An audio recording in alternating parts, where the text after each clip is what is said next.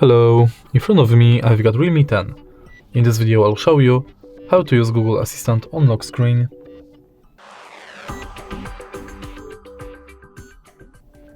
In the beginning, let's go to Google app, enter menu and go to settings.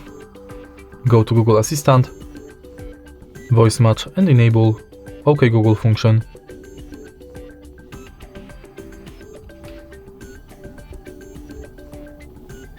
OK Google. OK Google.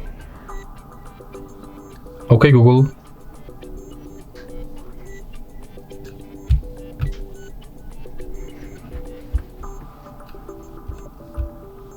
Now let's try it out. OK Google. Now we are sure it's working, let's go back and enter lock screen. And also make sure that assistant responses on lock screen are enabled.